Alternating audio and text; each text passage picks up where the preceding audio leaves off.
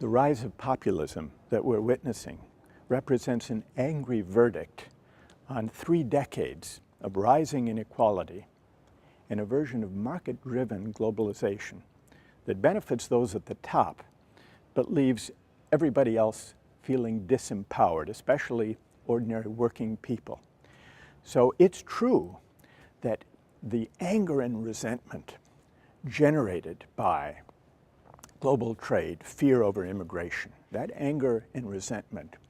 often takes ugly, intolerant forms, a kind of xenophobia, strident nationalism, hatred of immigrants. But I think it's important to disentangle the legitimate grievances underlying the populist revolt from the ugly sentiments that accompany it. And that means we need to engage in a politics of persuasion that takes seriously questions about the dignity of work. In recent decades, there has been less and less social esteem and recognition accorded the kind of work the working class does. And as a result, center-left parties, social democratic parties,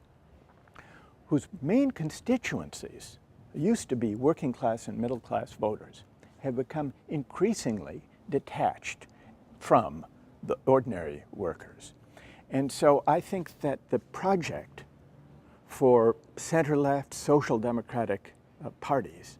has to be to try to reconnect with the concerns of ordinary working people and to understand the source of their anger and resentments, and to take more seriously questions of inequality, of disempowerment, of the dignity of work, and also what I call the meritocratic hubris of elites who believe that their success in the global economy somehow speaks to their superior virtue, their superior talent and hard work. There is something corrosive about a meritocracy so harsh that it leads those on top to consider that their success is their own doing, and to look down upon those less fortunate than themselves for having failed to rise given the talents and efforts that are prized in a global economy that distributes the rewards the way it does. So I think that parties of the center-left, social democratic parties, progressive parties, need to question some of the complacencies that have gone with the uncritical embrace of market-driven globalization, the financialization of the economy,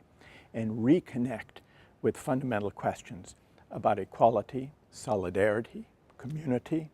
what we share with one another as fellow citizens.